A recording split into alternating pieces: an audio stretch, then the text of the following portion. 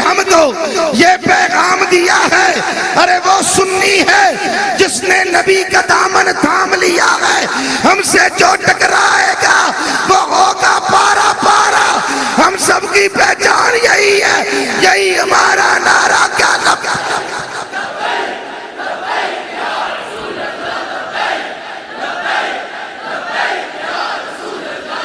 ماشاءاللہ نعرہ رسالہ۔ مجھے انتظامیہ نے حکم دیا تھا کہ میں حضرت مولانا رضوان مصطفیٰ صاحب چشتی آپ کو دعوت دوں، لیکن آپ نے حکم دیا کہ نہیں، میرا ٹائم بھی پروفیسر صاحب کے حوالے، تو دعوت خطاب دینے جا رہا ہوں۔ عظیم خانوادے کے چشم و چراغ، امت پہ بڑا احسان ہے اس پورے گھر کا، بڑی محبتیں اس پورے گھر نے، اس پورے خاندان نے نسل در نسل ایک ہی کام کیا ہے کہ علم یا رسول اللہ کو بلند رکھا ہے۔ میری مراد عالم نبی الفاضل جلیل ہم سب کے جانے پہچانے، امت بڑی محبت کرتی ہے ان سے، قوم بڑی محبت کرتی ہے۔ حضرت علامہ مولانا پروفیسر عمر فیض صاحب قادری، محمد عمر فیض صاحب قادری، معذرت میں پھر جلدی کر رہا تھا، اس کے لیے مجھے سننی پڑ جاتی ہے۔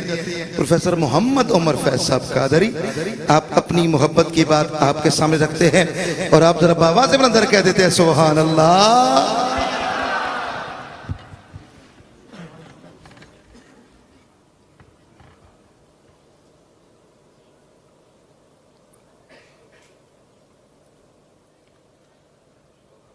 الحمدللہ الحمدللہ الذی زین النبیین بحبیبہ المصطفیٰ ومن علی المؤمنین بنبیہ المجتبیٰ الصلاة والسلام علی سیدنا ومولانا محمد خیر البرا وعلى آلہ واصحابہ المتأدبین بالتقوی۔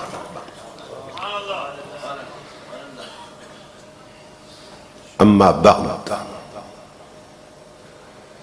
فاعوذ باللہ السمیع العلیم من الشیطان اللعین الرجیم۔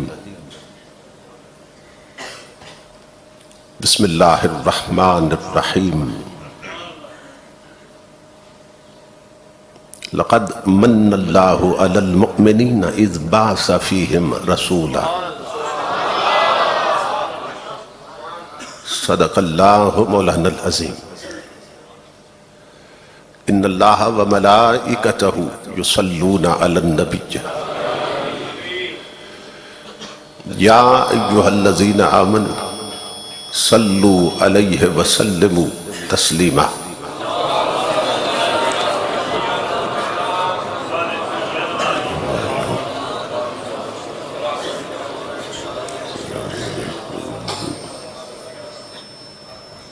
لائق صد احترام جگر گوشہ خطیب اسلام،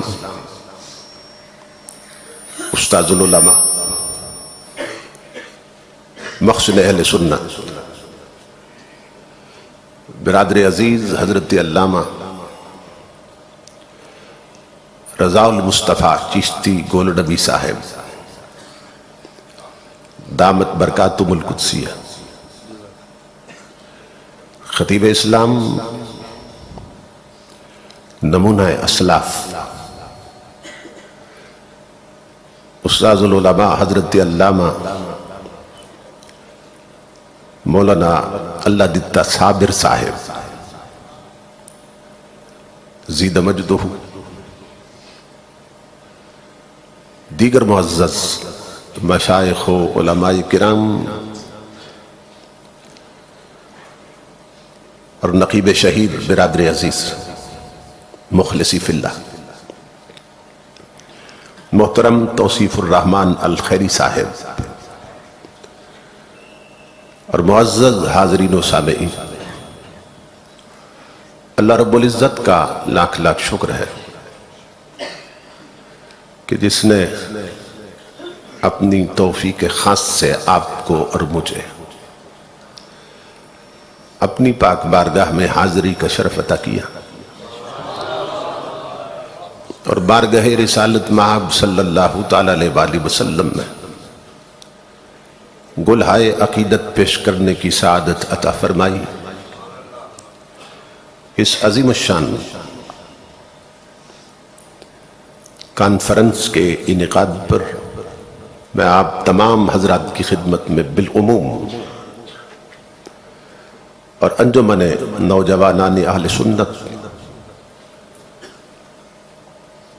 کے جملہ کارکنان اور مسلم ٹاؤن کے جملہ اہلیان کی خدمت میں بالخصوص دل کی اتھا گہرائیوں سے ہدیہ تبریک و تحسین پیش کرتا ہوں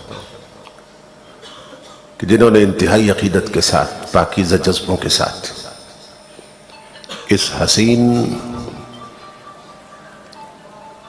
کانفرنس کو قائم کر کے ہمیں یہ موقع عطا کیا کہ ہم مل بیٹھ کر اللہ اور اس کے محبوب کا ذکر پاک سن اور سنا سکے اور ان کی تعلیمات کی روشنی میں اپنی سیرت اور کردار کا جائزہ لے سکے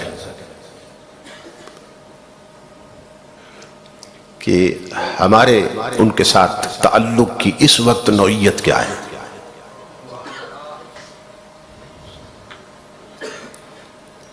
شریعت ایک تکڑی ہے، شریعت ایک ترازو ہے کہ جس پر ہر مسلمان کو تولا جاتا ہے،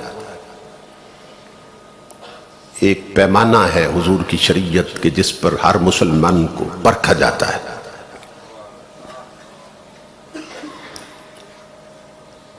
تو یہ تکڑی ہمیں ہر وقت اپنے ہاتھ میں رکھنی چاہیے اور خود اپنی سیرت، صورت اور کردار کا جائزہ لیتے رہنا چاہیے تاکہ ہم اپنی اصلاح کر سکیں۔ اسلام ایک کمپلیٹ کوڈ آف لائف ہے، ایک مکمل ضابطہ حیات۔ یہ فقط چند رسموں کا نام نہیں ہے،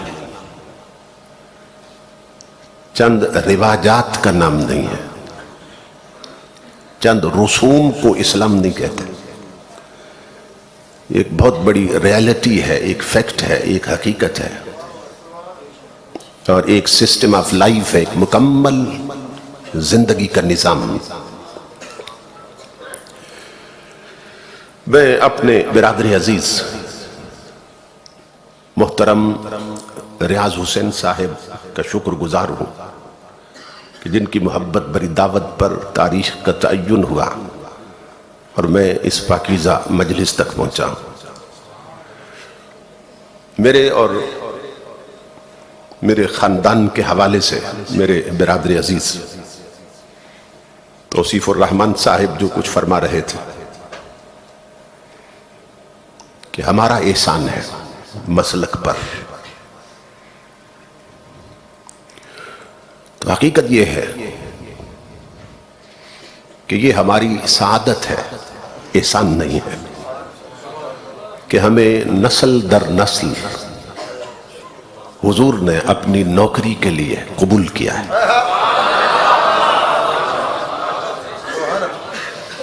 دیدار کے قابل تو کہاں میری نظر ہے، یہ تیری عنایت ہے کہ رخ تیرا ادھر ہے۔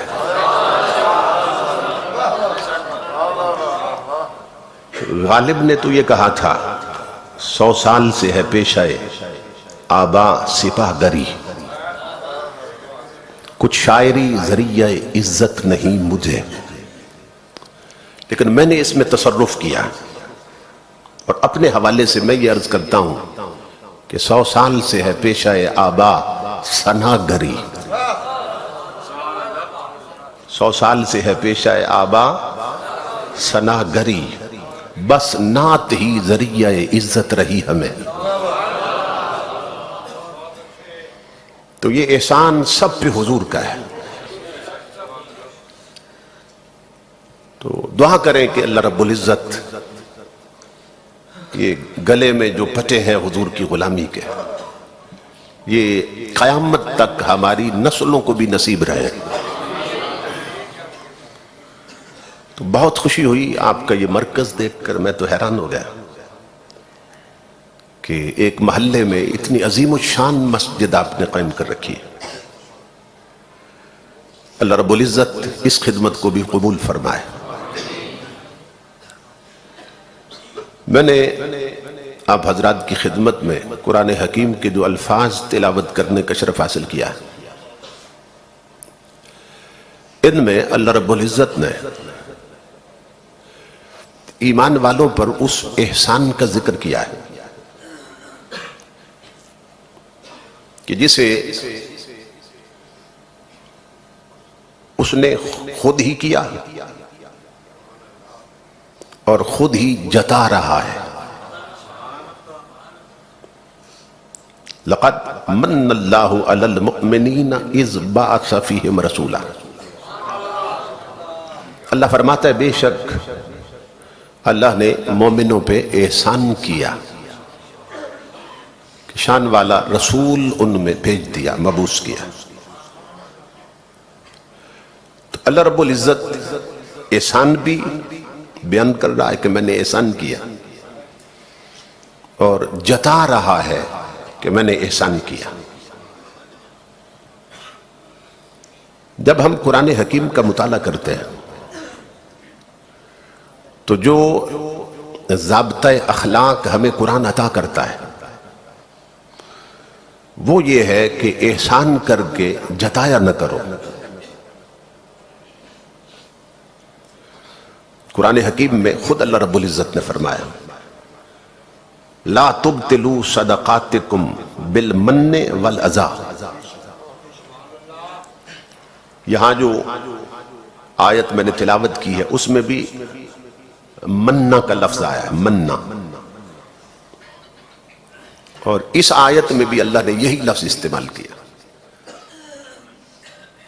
وہاں وہی لفظ استعمال کر کے احسان جتا رہا ہے، اور یہاں فرما رہا ہے کہ اپنی خیرات کو، اپنی عطاؤں کو احسان جتا کے ضائع نہ کیا کرو. اپنی خیرات و صدقات کو احسان جتا کے اور اذیت دے کے، یعنی عزت نفس کسی کی مجروح کر کے جتایا نہ کرو. اور اگر تم نے کسی کو خیرات دی یا کسی پہ احسان کیا اور پھر جتا دیا، اللہ فرماتا ہے تم نے اپنی خیرات باطل کر دی، برباد کر دی، خراب کر دی. اسی سے یہ کنسپٹ بنا ہے کہ نیکی کر اور دریا میں ڈال، یعنی نیکی کرو اور بھول جاؤ. داتا صاحب حضرت علی حجویری آپ فرماتے ہیں کہ میں جب بھی کسی سے کوئی نیکی کرتا ہوں، کوئی بھلائی کرتا ہوں، تو اللہ کی عزت کی قسم میں یہ سمجھ کر اور اس یقین سے کرتا ہوں کہ اس بندے سے یہ میں پہلی نیکی کر رہا ہوں. یعنی پچھلیاں میں بھول جاتا ہوں، اس پر 1000 بار بھی کی ہو نا، تو جب بھی کرتا ہوں میں سمجھتا ہوں میں اس پر پہلی نیکی کر رہا ہوں، اس سے پہلی بھلائی کر رہا ہوں. تو قرآن میں اللہ رب العزت فرماتا ہے کہ احسان کر کے جتایا نہ کرو ورنہ تمہاری خیرات ضائع ہو جائے گی.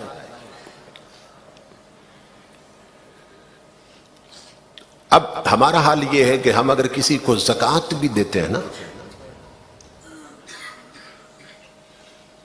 اور جس کو دی اگر کسی مجلس میں ہم پہنچے اور وہ بھی بیٹھا ہے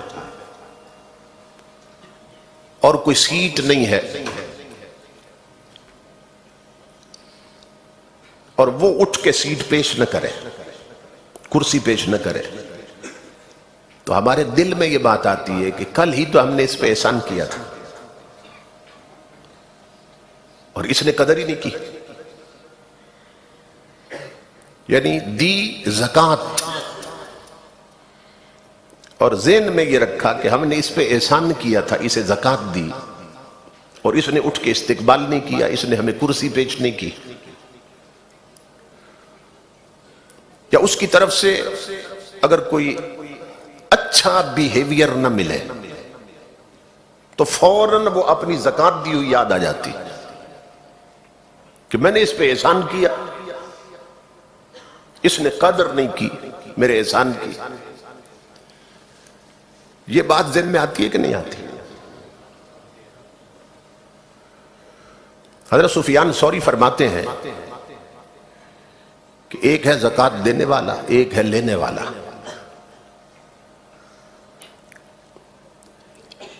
حقیقت میں ہیں دونوں محتاج، دونوں محتاج. جس کو دے رہا ہے وہ دولت کا محتاج، پیسے کا محتاج، اور جو دے رہا ہے وہ ثواب کا محتاج.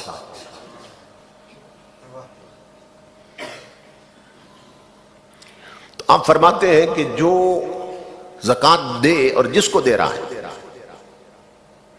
اس سے بڑھ کر اپنے آپ کو محتاج نہ سمجھے، اس نے زکوٰۃ ضائع کر دی.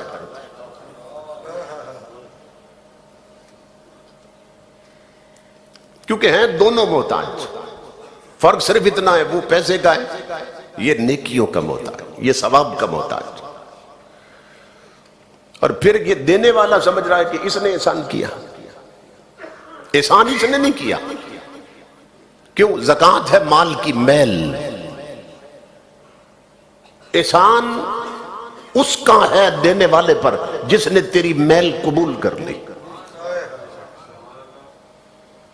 کہ زکوٰۃ مال کی میل ہوتی ہے، جب وہ نکل جائے نا مال سے تو پچھلا مال پھر پاک ہو جاتا ہے. تو احسان اس کا نہیں ہے جس نے اپنی میل دی ہے، احسان اس غریب کا ہے جس نے تیری میل لی ہے.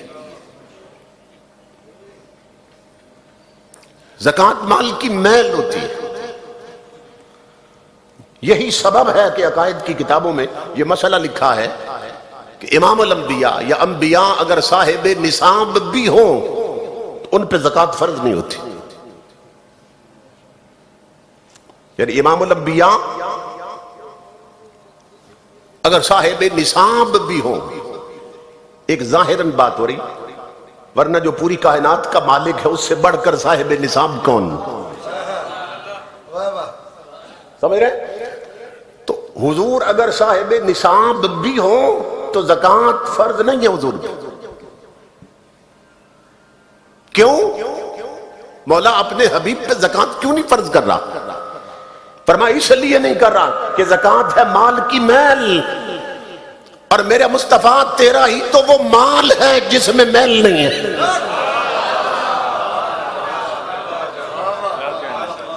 دنیا میں تیرا ہی تو وہ مال ہے جس میں میل نہیں ہے، تو زکوٰۃ کیوں دے؟ تو امام الانبیاء کے غلاموں، احسان ہمارا نہیں ہے جنہوں نے زکوٰۃ دی، احسان اس کا ہے جنہوں نے ہماری میل، جس نے ہماری میل قبول کر لی. گھر میں جو آتا ہے نا صفائی کے لیے، صبح کوڑا لے جاتا اس کو کہتے ہیں کوڑے والا. یعنی نام ہم نے اس کا رکھا ہے کوڑے والا. تو اس کو کوڑا دیتا کون ہے؟ کوڑے والا اس کو بنایا کس نے؟ کوڑے والے تو ہم ہیں، وہ تو صفائی کرنے والا ہے. یہ سمجھ رہے نا بات ہے؟ تو اپنی طرف نظر نہیں جاتی، دوسروں کی طرف جاتی ہے. تو مزاج شریعت یہ ہے کہ احسان کر کے مت جتاؤ. جتا دیا تو سمجھو تم نے ضائع کر دی. اللہ اکبر. تو اب یہ قرآن میں ہے کہ جس نے احسان کیا اس کے صدقات باطل ہو گئے، برباد ہو گئے. امام الانبیاء کے غلاموں، اور حضور نے کیا فرمایا کہ جو احسان کر کے جتائے، اب حضور کی حدیث، یہ تو اللہ نے فرمایا نا. امام الانبیاء فرماتے ہیں لا يدخل الجنت منان، وہاں منا تھا، یہاں منان، اسی منا سے. لا يدخل الجنت منان. امام الانبیاء نے فرمایا احسان کر کے جتانے والا جنت نہیں جائے گا. اسی انداز کی نا حضور صلی اللہ علیہ وسلم کی اور بھی حدیث ہے. لا يدخل الجنت نمام، لا يدخل الجنت قطات. حضور صلی اللہ علیہ وسلم فرماتے چغل خور جنت میں نہیں جائے گا. چگلی کھانے والے دو قسم کے بندے ہوتے ہیں. کچھ وہ ہوتے ہیں کہ جو چھپ کے سنتے ہیں، یعنی جب سن رہے تھے تو سامنے نہیں آئے، چھپ کے سنتے ہیں. یعنی وہ آستین کے سانپ ہوتے ہیں، چھپے ہوئے ہوتے ہیں. آپ کی باتیں چھپ کے سنتے اور آگے بیان کر دیتے ہیں. تو وہ بچھوؤں کی طرح، سانپوں کی طرح چھپے لوگ ہوتے ہیں. امام الانبیاء نے فرمایا وہ بھی جنت نہیں جائیں گے. اور کچھ وہ ہوتے ہیں جو دوست بن کے پاس بیٹھتے ہیں اور آپ دوست سمجھ کے اپنا سب کچھ انہیں بتا دیتے ہیں، اور وہ پھر عام کرتے پھرتے آگے. دوست بن کے بیٹھے تھے، دشمن بن کے پھرے. تو امام الانبیاء فرماتے ہیں ایسے بدبخت بھی جنت نہیں جائیں گے. یہ جلسے صرف کانوں کے چسکے کے لیے نہیں ہوتے. کوئی شریعت بھی سمجھیں کہ ہم نے کرنا کیا ہے. ہماری میجارٹی اور اکثریت ان مرضوں میں مبتلا ہے اور کچھ تو ہلاک ہی ہو چکے ہیں. چغلی کھانا، غیبت کرنا، یہ پہلے عورتوں میں مرض تھا، اب مردوں میں بھی ہے، اور عورتوں سے مردوں میں بڑھ چکا. یعنی ہم اتنے جری ہو گئے شریعت کے خلاف زندگی گزارنے میں کہ کوئی مر جاتا ہے نا، جنازہ ہو جاتا ہے، پھر اعلان ہوتا ہے بھئی میت کا منہ دیکھ لو. اب میت کا منہ دیکھا جا رہا ہے، دھکم پھیل شروع ہے. اور واپس جب جا رہے ہوتے تو پھر کانوں کو ہاتھ لگا کے کہتے ہیں اللہ معاف کرے، دیکھا ہے اس کی رنگت کتنی کالی ہو گئی تھی. پھر تب سرے کرتے پھرتے، تب سرے، او کاش تو نے اس کا منہ نہ دیکھا ہوتا. اس دیکھنے سے نہ دیکھنا بہتر تھا تیرا، بد نصیب. اور اس نے دنیا چھوڑی ہے، تو نے اب بھی پیچھا نہیں چھوڑا. اور مردے کی غیبت کر رہا ہے. تو اپنی فکر کرنا جان، اور اس کا تو صرف رنگ بدلا ہے، ہو سکتا ہے تیری شکل بدل جائے. مردے کی غیبت ہو رہی ہے. یہ شریعت کا مسئلہ ہے کہ میت کو جو غسل دینا وہ بندہ امانت دار اور دیانت دار ہونا چاہیے. یہ فقہ کا مسئلہ ہے. اب یہ سوچنے کی بات ہے بھئی جو غسل دینے والا ہے میت کو وہ کیوں دیانت دار ہونا چاہیے؟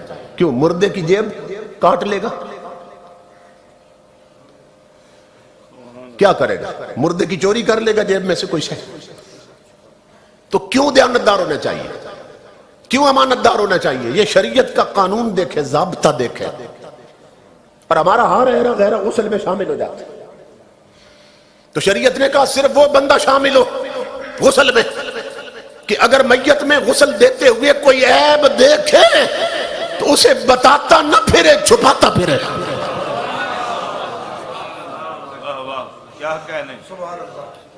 سمجھ رہے؟ تو یہ بھی یاد رکھیں کہ جب مر جائے نا کوئی، دیانتدار بندے تلاش کریں کہ اگر میت کا کوئی عیب دیکھیں بھی تو پردہ ڈالیں، چھپائیں. تو ہمارا حال کیا ہے؟ ہم غیبت نہیں چھوڑتے، غیبت نہیں چھوڑتے. وہ مر گیا اس کی نہیں چھوڑتے. اور یہ اتنی بھیانک شے ہے کہ حضور صلی اللہ علیہ وسلم تشریف فرماتے. ایک خاتون بیٹھی تھی حضور کے پاس، ایک اور خاتون آ گئی. ان کا قد بہت چھوٹا تھا. تو وہ تھوڑی دیر بیٹھی، تو جب اٹھ کے چلی گئی نا، جب سامنے ہی تھی، دروازے سے نکل رہی تھی، تو جو خاتون پاس بیٹھی تھی انہوں نے کہہ دیا حسبک من صفیہ کذا و کذا، یعنی کثیرہ. اشارہ کر دیا یا رسول اللہ یہ جو صفیہ ہے نا، یہ جو آئی تھی یہ تو بس اتنی سی ہے. اشارہ کر دیا انہوں نے. امام الانبیاء کے چہرے کا رنگ بدل گیا. امام الانبیاء نے فرمایا لقد قلت کلمۃ لو مزج بها البحر لمزجته. فرمایا تو نے اتنی غلط بات کر دی کہ اب اگر میٹھے سمندر میں تھوک دے تو اسے بھی کڑوا کر دے گی.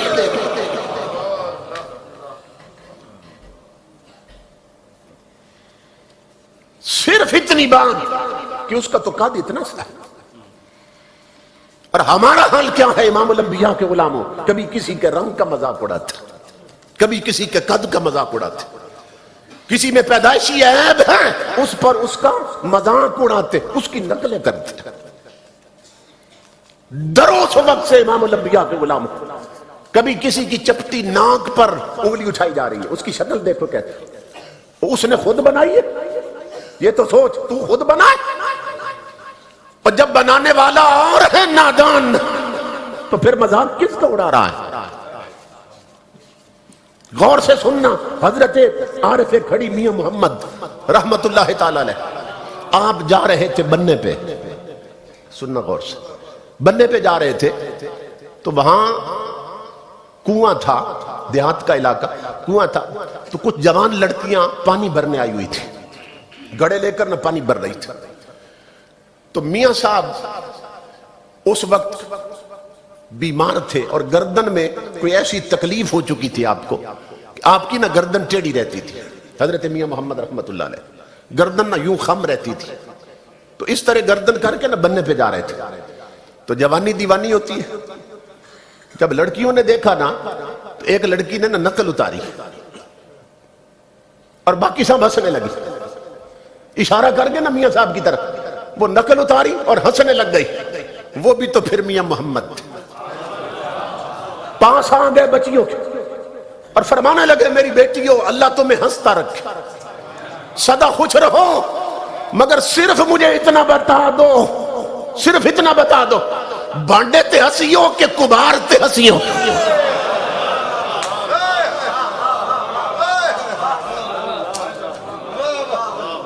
صرف اس ہنسی کا سبب بتا دو کون ہے، بانڈے تے ہنسیوں کہ کبار تے ہنسیوں، مجھ پہ ہنسی ہو یا میرے بنانے والے پہ ہنسی ہو، کس کا مذاق اڑا رہی ہو؟ اس لیے امام الانبیاء کے غلاموں ہمارا حال ابتر ہو چکا ہے. تو امام الانبیاء نے فرمایا لا يدخل الجنت نمام، لا يدخل الجنت قطات. اور اسی طرح امام الانبیاء نے فرمایا لا يدخل الجنت منان. حضرت صلی اللہ علیہ وسلم نے فرمایا احسان کر کے جتانے والا جنت نہیں جائے گا. لوگ کتنا حیا کرتے ہیں. حضرت امام اعظم رضی اللہ تعالی جن کے ہم مقلد ہیں، ایک شخص نے آپ کا قرض دینا تھا.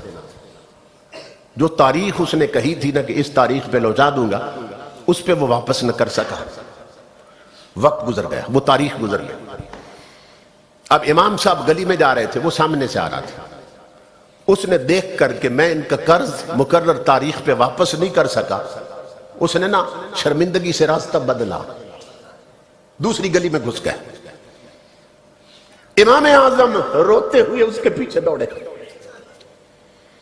اسے جا کے پیچھے سے بازو میں لیا، فرمایا میرے دوست کیا میں اتنا برا ہو گیا کہ مجھے دیکھ کر تو نے راستہ بدلا؟ کیا غلطی ہو گئی مجھ سے؟ امام اعظم پوچھنے لگے. اس نے کہا حضور غلطی آپ سے نہیں ہوئی، وہ قرض لیا تھا تاریخ پہ لوٹا نہیں سکا وعدے کے مطابق. اب شرمندگی ہو رہی تھی کہ آپ کا سامنا کیسے کروں. امام اعظم سر پکڑ کے رونے لگ گئے. فرمایا ہائے افسوس، میری وجہ سے میرے آقا کا امتی شرمندہ ہوا. فرمایا میرے دوست میری یہ خطا معاف کر دے کہ تجھے شرمندہ ہونا پڑا، میرے سبب سے راستہ بدلنا پڑا. اس نے کہا حضرت مجرم تو میں ہوں، شرمندہ تو مجھے ہونا چاہیے، قرض واپس نہیں لوٹا سکتا. آپ نے فرمایا نہیں، اس وقت مجرم میں ہوں کہ تجھے میرے سبب سے راستہ بدلنا پڑا، میری یہ خطا معاف کر. اتنا اصرار کیا آپ نے اور اتنا روئے. اس نے کہا معاف کر دی. آپ نے فرمایا احسان کا بدلہ اللہ کہتا ہے احسان سے دو، تو نے مجھے میرا یہ قصور معاف کیا، جا میں نے تجھے قرض معاف کر دی۔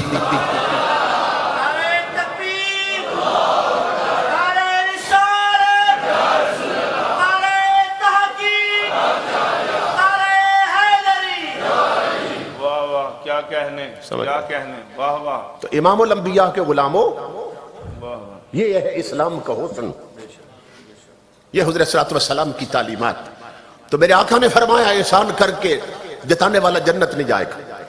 اللہ فرماتا ہے احسان کر کے مت جتاؤ ورنہ دیا ضائع ہو جائے گا۔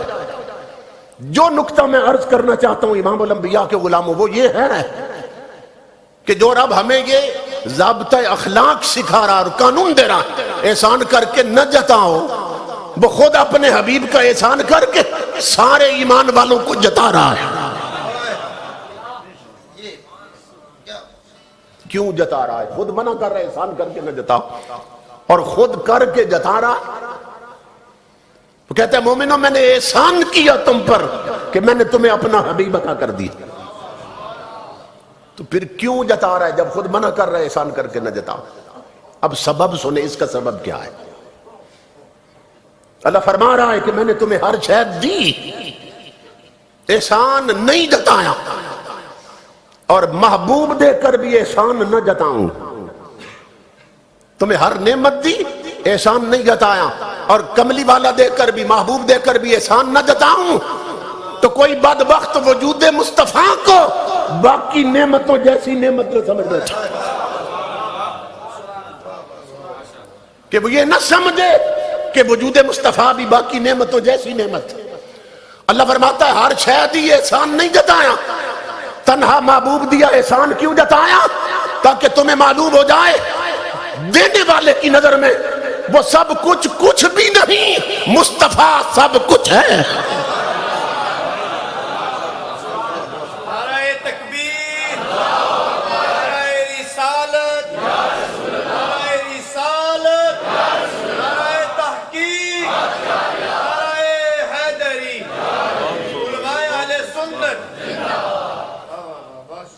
فرمایا اگر ہر نعمت دے کر احسان نہ جتاؤں اور محبوب دے کر بھی نہ جتاؤں، تو کوئی بدبخت محبوب کو بھی دوسری نعمتوں جیسا نہ سمجھ لے۔ فرمایا ہر شے دی نہیں جتایا، تنہا محبوب دیا جتایا، تاکہ پتہ چل جائے میری نظر میں وہ ہر شے مل کر کچھ بھی نہیں، تنہا مصطفیٰ سب کچھ ہے، اس لیے احسان جتایا۔ یعنی یوں سمجھو ایک طرف پوری کائنات ہے، ایک طرف تنہا مصطفیٰ کی ذات ہے، اور نظم ہستی میں توازن کے لیے ساری دنیا اور تنہا مصطفیٰ۔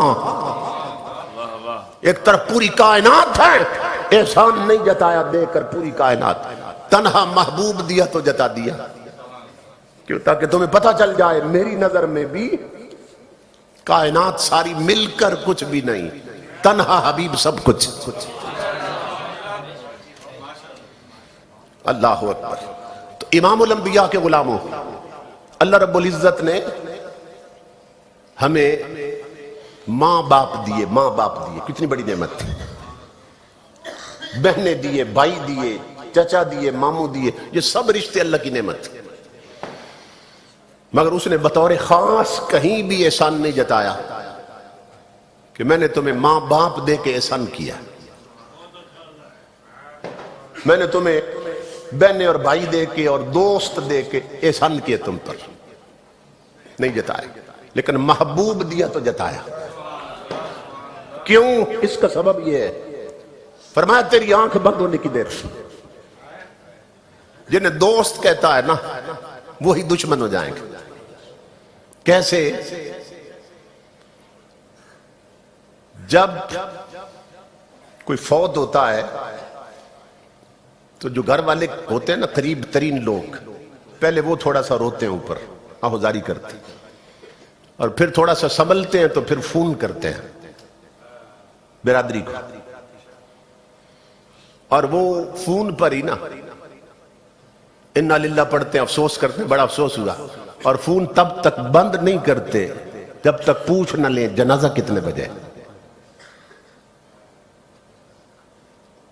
ایسے ہی ہے کہ نہیں ہے؟ یعنی لفظ تو جنازے استعمال کرتے ہیں نا، اصل پوچھتے یہ ہیں بتاؤ اس کو گھر سے کب نکالو گے؟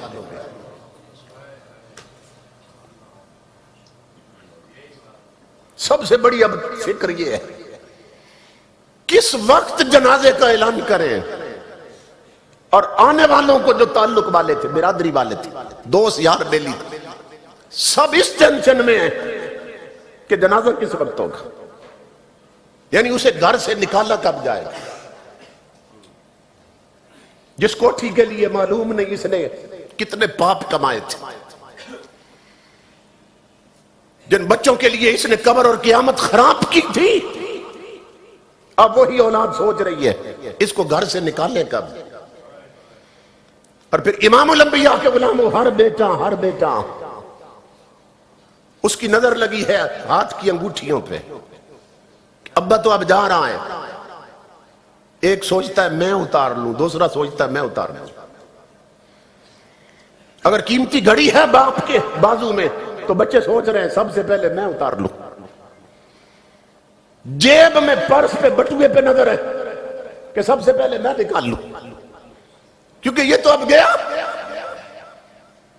امام الانبیاء کے غلاموں، صورتحال اب یہ بن چکی جن کے لیے اس نے حلال اور حرام کی تمیز ختم کی تھی، جن کے لیے اس نے قبر قیامت گندی کی تھی، جن کے لیے اس نے، جن کے برائٹ فیوچر کے لیے، روشن مستقبل کے لیے یہ زندگی بھر دفتر میں حرام خوری کرتا رہا، رشوت لیتا رہا، اللہ رسول کو ناراض کرتا رہا۔ امام الانبیاء کے غلاموں، انہوں نے پسند کی گھڑیاں بھی اتار لی، انگوٹھیاں بھی اتار لی، پرس بھی نکال لیے، اور آگے بڑھو امام الانبیاء کے غلاموں۔ اب میت چیخ رہی ہے اور وہ کیا کہہ رہا ہے؟ وہ کہتا ہے جن پر لٹا چکا تھا میں دنیا کی نعمتیں، ان وارثوں نے مجھ کو کفن ناپ کر دیا کہ کفن کپڑا ناپا جا رہا ہے، زیادہ نہ چلا جائے۔ جن پر لٹا چکا میں دنیا کی نعمتیں، ان وارثوں نے مجھ کو کفن ناپ کر دیا۔ اب گھر سے نکالا جا رہا ہے، امام الانبیاء کے غلاموں سب آ گئے، چارپائی پہ رکھا، جنازہ پڑھایا، قبر میں جا کے دفن کر دیا، اپنے ہاتھوں سے مٹی ڈال رہے ہیں۔ حفیظ جلندری کہتا ہے جہاں قطرے کو ترسایا گیا ہوں وہیں ڈوبا ہوا پایا گیا ہوں، سپرد خاک ہی کرنا تھا مجھ کو تو پھر کاہے کو نہلایا گیا ہوں۔ اور میرے دوستوں، اگر مٹی ہی ڈالنی تھی پھر غسل کیوں دیے تھے، پھر نیا سفید لباس کیوں پہنایا تھا مجھے؟ مگر سب مٹی ڈال رہے ہیں، سب دفن کر کے پلٹ آئے۔ ماں بڑی محبت کے دعوے کرتی تھی مگر وہاں نہیں رکی، باپ نہیں لیتا ساتھ، ایک رات بھی نہیں لیتے۔ اللہ فرماتا ہے ان کا احسان کیسے جتاؤں؟ جو حویلی کوٹھی بنگلے سے اٹھا کر تجھے جنگل کے گڑھے میں پھینک آئے ہیں، اور نادان میں احسان اس مصطفیٰ کا جتا رہا ہوں، جہاں ماں پلٹ آئی ہے وہاں مصطفیٰ پہنچا ہے۔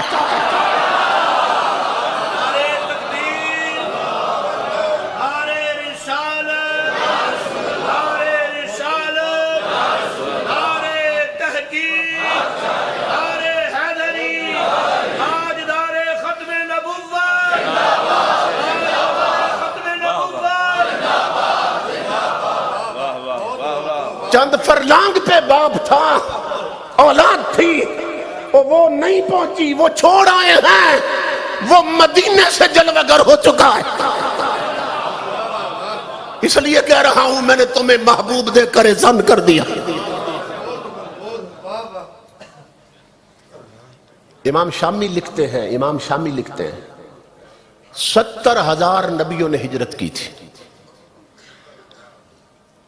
چند 100 نہیں، 70,000، اور عام لوگ نہیں، نبیوں نے 70,000 نبیوں نے ہجرت کی تھی۔ امام الانبیاء کے غلاموں اپنے وطن چھوڑ کر، گھر بار چھوڑ کر مکے میں آ کے آباد ہوئے، اور امام شامی لکھتے ہیں وہ کیوں آئے تھے، مہاجر کیوں بنے تھے، کیوں اپنے وطن چھوڑے تھے 70,000 نبیوں نے؟ صرف یہ سوچ کر انہیں معلوم تھا کہ رب کا حبیب مکے میں پیدا ہوگا، اور اس طلب میں 70,000 نبی مہاجر بن گئے کہ مکے میں رہیں، وہیں فوت ہو اور وہیں قبر بن جائیں، اور چونکہ رب کا حبیب آئے گا اسی شہر میں تو ہو سکتا ہے کسی دن قبر کے اوپر یار کے قدم لگ جائیں۔ امام شامی لکھتے ہیں 70,000 نبیوں کو میرے نبی کے قدموں کی طلب مہاجر بنا گئی، وطن چھڑوا دیے کہ مرنے کے بعد قبر پر ہی آ گئے تو سعادت ہوگی۔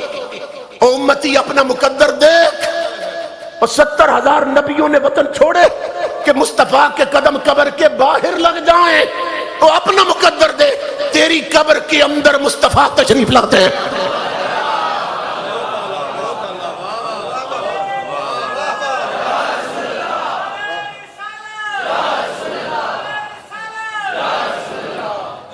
اس لیے اللہ فرما رہا ہے مومنوں میں نے احسان کیا، میں نے احسان کیا، کل جہان دیا، احسان نہیں جتایا، محبوب دے کر جتا رہا ہوں، کیونکہ جہاں یہ پہنچے گا وہاں کوئی نہیں پہنچے گا۔ اللہ اکبر۔ دوسرا امام الانبیاء کے غلاموں، اللہ نے ہمیں کتنی بڑی نعمتیں دی، ہاتھ پیر جسم میں کتنی بڑی نعمت ہے۔ میں دانتوں کے ڈاکٹر کے پاس گیا نا، تو وہ ڈاکٹر کہنے لگا کہ یہ لوگوں کو معلوم نہیں ہے، اگر کسی کو ₹1,00,000 کا ہیرا مل جائے نا، موتی مل جائے، تو پھولا نہیں سماتا کہ مجھے ₹1,00,000 کا موتی مل گیا، اور دنیا کو بتاتا پھرتا ہے۔ وہ کہتا ہے کہ اللہ رب العزت نے کئی لاکھ کے 32 موتی اس کے منہ میں لگائے، یہ دانت۔ اور نیا دانت اگر لگوانا چاہیں نا آپ، نیا جو اوریجنل اور معیاری سٹینڈرڈ والا دانت ہے، ₹1,00,000 سے کم پہ نہیں لگاتے ڈاکٹر، ₹1,00,000 لیتے ہیں، تو 32 لاکھ تو اس نے تیرے منہ پہ لگا دی۔ اب بھی کہتا دیا کچھ نہیں، غریب ہے یا امیر، اس کے منہ میں اس نے 32 لاکھ کے موتی لگا دیے۔ اب یہ تو ہماری نالائکی ہے نا، کبھی صاف ہی نہیں کیے، اس نے تو لگا دیے۔ اور پھر اس کا کرم دیکھیے کہ دانتوں کی شکل ایک جیسی نہیں رکھی، جو سامنے کے ہیں یہ اور ہے، جو پیچھے ہیں یہ اور ہے، ان کی شکل اور، داڑوں کی شکل اور ہے، اور سامنے والے ان کی شکل اور ہے۔ ایمان سے بتائیں کہ اگر داڑیں ہی آگے لگا دی جاتی تو کسی کا دل کرتا ہنسنے کو، اور ہنستا تو بلا نظر آتا، ہوا نظر آتا، مگر اس نے داڑیں پیچھے چھپا دی اور سامنے موتی لگا دیے، موتی لگا دیے، اور اتنے پیارے دانت لگا دیے، فرمایا تو ہنسے تو تیرا حسن اور بڑھ جائے۔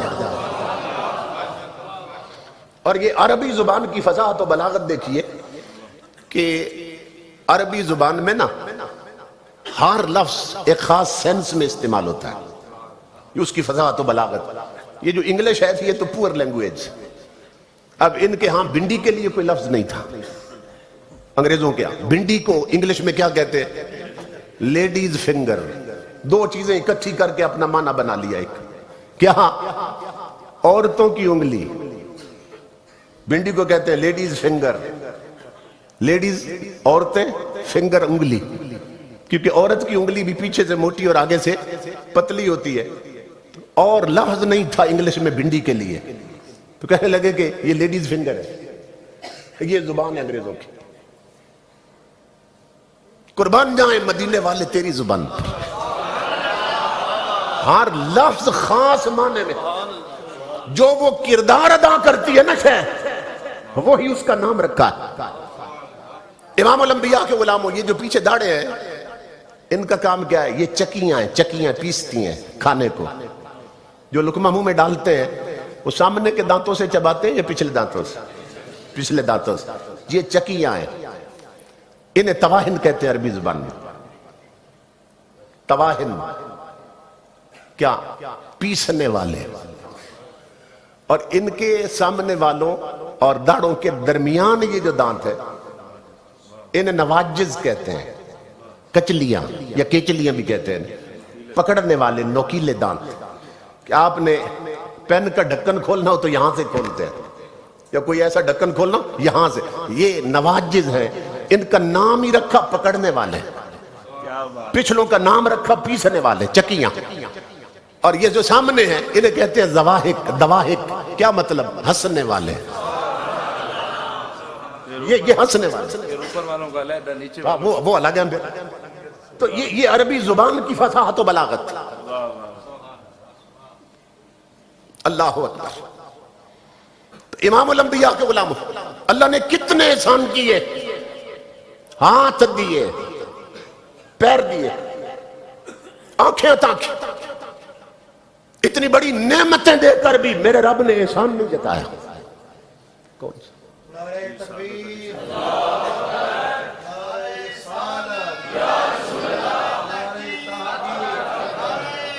بیٹھے بیٹھے۔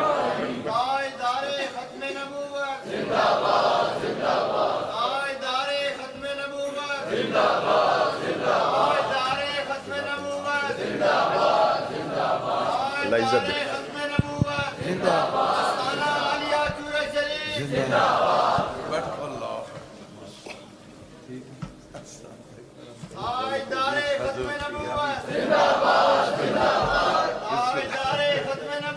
زندہ باد،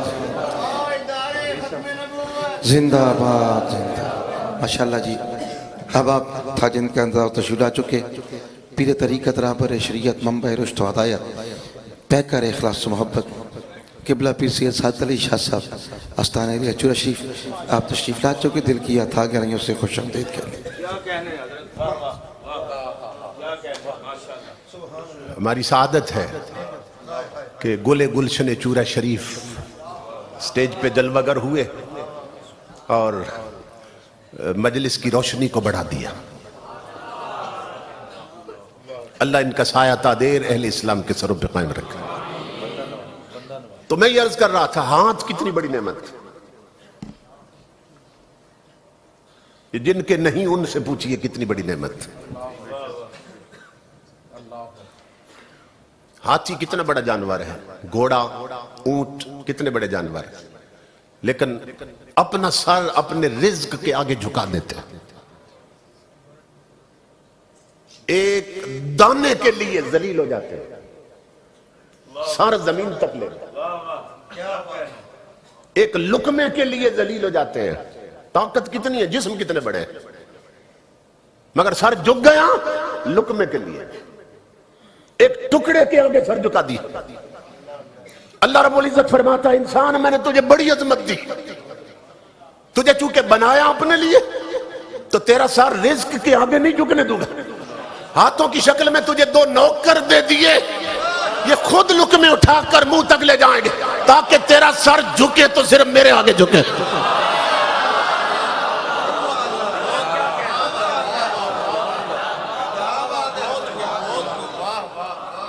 یہ نوکر ہیں ہاتھوں کی شکل میں تاکہ تیری عزت نفس مجروح نہ ہونے پائے۔ تجھے بنایا اپنے لیے تو بچاؤں گا بھی صرف اپنے لیے۔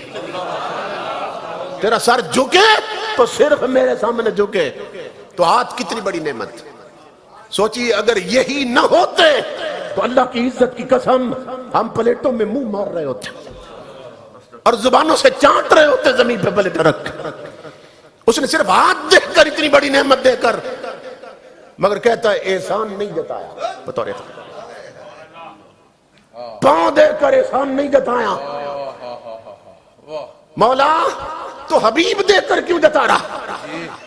فرمایا نادان، یہ آج تو نعمت ہیں، کل قیامت میں یہ کیا کریں گے؟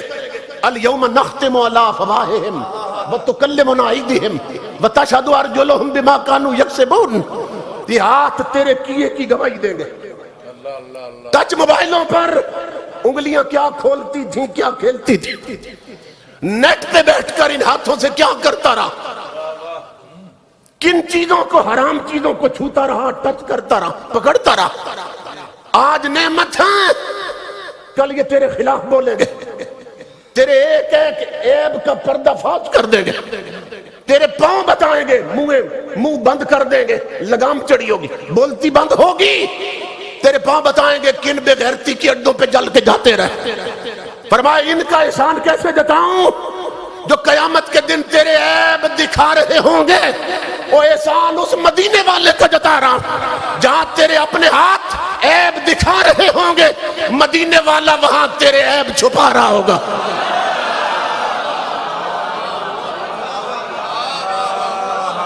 فرمایا اس لیے کہتا ہوں محبوب دیا تو احسان کر دیا۔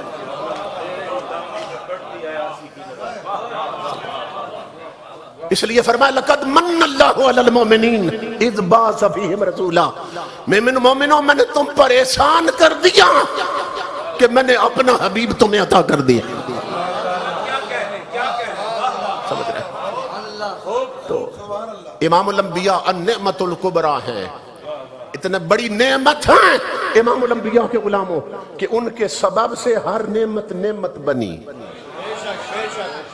اب یہی ہاتھ قیامت کے دن قرآن کہتا ہے ہمارے خلاف بولیں گے اور جہنمی ہو جائیں گے۔ ایک بزرگ فرماتے ہیں، رویا کرتے تھے، فرمایا کرتے تھے میں گناہ پتہ کیوں نہیں کرتا کہ زندگی بھر یہ پاؤں میرے نوکر بن کے رہے، میں نے جہاں چاہا یہ مجھے لے گئے، ہاتھ زندگی بھر میرے نوکر بن کے رہے، جس چیز کو چاہا میں نے پکڑ لیا۔ تو کہتے ہیں اب میں گناہ اس لیے نہیں کرتا کہ میری وجہ سے میرے نوکر دوزخ میں نہ چلے جائیں۔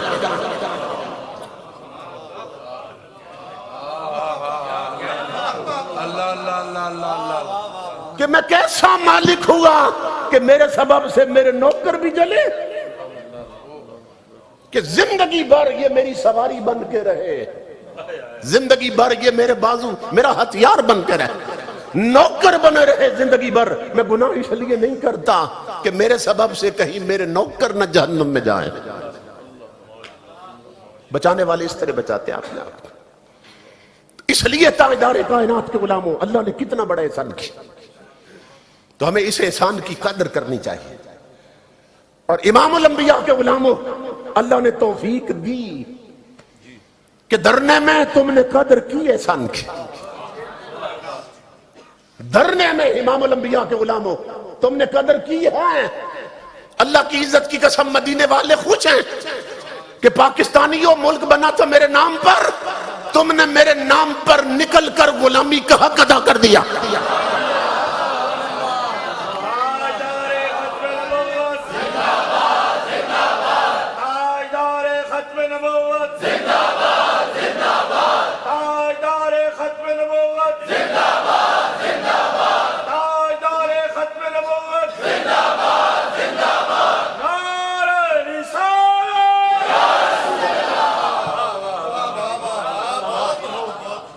پورے ملک سے دیوانے گئے جب دیکھا محبوب کی عزت پہ حملہ ہو گیا۔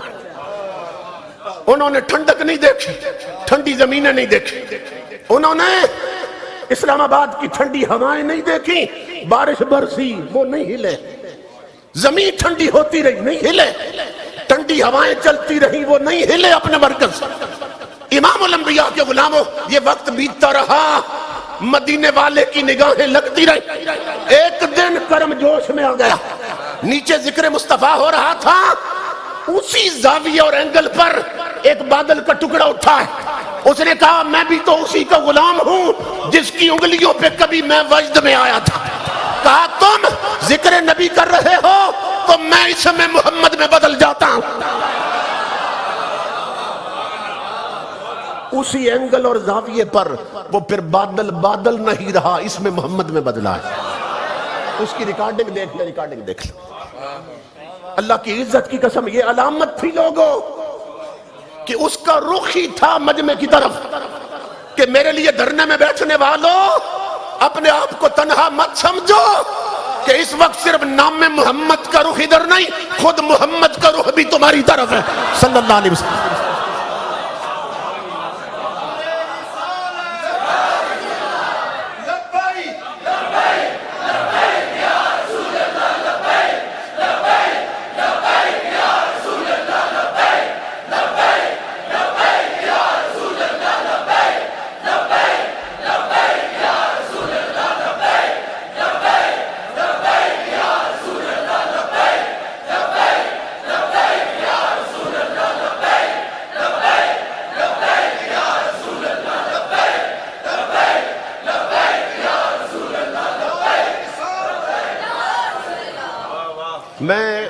خطاب ختم ہو چکا لیکن حضرت چونکہ ابھی آئے ہیں، صرف ان کے لیے عرض کر رہا ہوں کہ آپ پاکستان میں وقت ہے جگی سے لے کر تخت تک بیٹھنے والا، اس کو پیغام دے رہا ہوں کہ ہن دل تے ہاتھ رکھ، سچ سچ دس ہے مسلمان دا مطلب کیا؟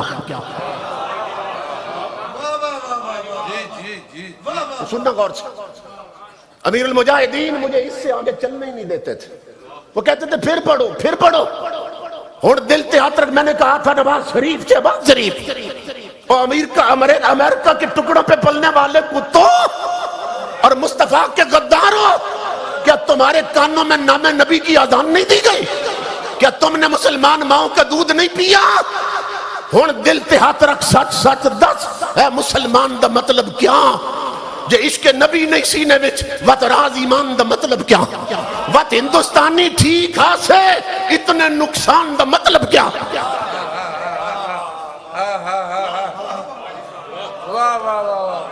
50 لاکھ عورتوں کا سہاگ لٹا ہے تو یہ وطن بنا، اور دل تے ہاتھ رکھ، سچ سچ دس اے مسلمان دا مطلب کیا؟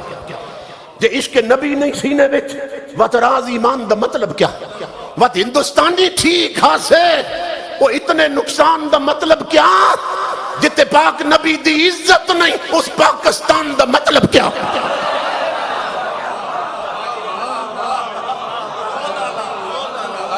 سمجھ رہے؟ اور دل تے ہاتھ رکھ، سچ سچ دس اے مسلمان دا مطلب کیا؟ آگے تحریک لبیک الیکشن میں آ رہی ہے، امام الانبیاء کے غلاموں جب کمرے میں جاؤ نا ووٹ کاسٹ کرنے کے لیے اور مور لگانے کے لیے، تو پھر اس کو بھی اس وقت میرا یہ جملہ یاد رکھنا، ہن دل تے ہاتھ رکھ، سچ سچ دس ہے مسلمان دا مطلب کیا؟ اس وقت میرا یہ جملہ یاد رکھنا، ہن دل تے ہاتھ رکھ، سچ سچ دس ہے مسلمان دا مطلب کیا؟ جے عشق نبی نہیں سینے وچ وت راز ایمان دا مطلب کیا؟ وت ہندوستانی ٹھیک ہاسے وہ اتنے نقصان دا مطلب کیا؟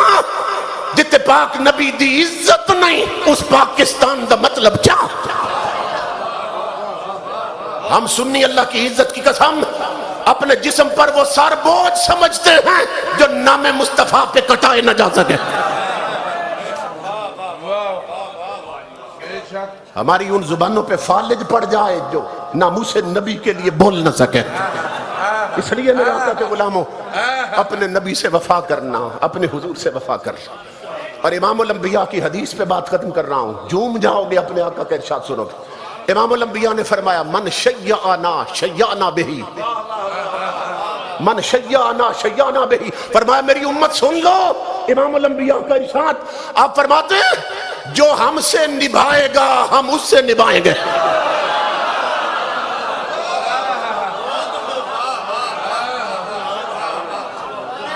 یہ حدیث ہے امام الانبیاء کی۔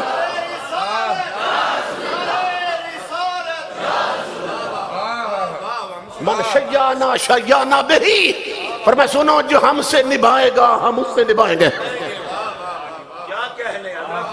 اس لیے میرے آقا کے غلاموں اپنے آپ کو حضور سے جوڑ لو، اللہ رب العزت حضور کے توسل سے ہمیں حقائق کو سمجھ کر ماننے کی اور عمل کی توفیق عطا فرمائے، اور مسلم ٹون کی جملہ انتظامیہ سرپرست اور اہلیان انہیں اللہ زندگی بھر اس نوکری کے لیے قبول کر لے اور دارین کی عزتیں اور برکتیں عطا فرمائے۔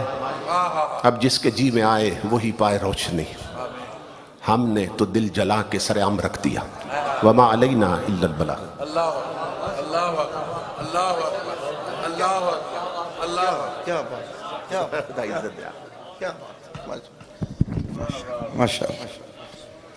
نعرہ تکبیر، ہائے ہائے ہائے، نعرہ تکبیر، نعرہ رسالت، نعرہ رسالت، نعرہ رسالت، نعرہ رسالت۔ کوئی دنیا عطا میں نہیں ہم تا تیرا، ہو جو حاتم کو میسر یہ نظارہ تیرا، کہہ اٹھے دیکھ کے بخشش میں یہ رتبہ تیرا۔ واہ واہ واہ واہ واہ کیا جود و کرم ہے شاہ بتا تیرا. دوستو تشریف رکھیں. قبلہ پیر طریقت رہبر شریعت منبع رشد و ہدایت پیکر اخلاص و محبت قبلہ پیر سید سعادت علی شاہ صاحب زیب آستانہ چورا شریف آپ تشریف لا چکے ہیں. اس کے علاوہ داتا نگر لاہور سے عظیم مداح رسول بھائی محمد عمران ایوب اطاری قادری آپ بھی تشریف لا چکے ہیں. لیکن بالکل پروفیسر صاحب نے رنگ کچھ اور دے دیا. مل کے ذرا کہہ دو یار سبحان اللہ. ہاتھ چک کے کہہ سبحان اللہ. سنی بولنا پڑے گا کیونکہ سٹیج پہ سامنے وہ شخصیت موجود ہے. ترنے کے دن تھے نا, ٹھنڈی رات تھی جہاں میرا نکے کا بابا ہائے ہائے ہائے ہائے واہ واہ خوش نصیب ہیں ہم لوگ. عمران ایوب آپ داتا نگر لاہور سے کہتے ہیں کہ خادم حسین رضوی داتا نگر لاہور سے, لیکن ہماری خوش قسمتی یہ ہے کہ خمیر اسی مٹی سے جنم لیا گیا ہے. یہاں وہ بابا بیٹھے تھے تو ایک شملے والا جوان, ہائے ہائے داڑھی سفید نہ سمجھنا, مرد جوان ہی رہتا ہے.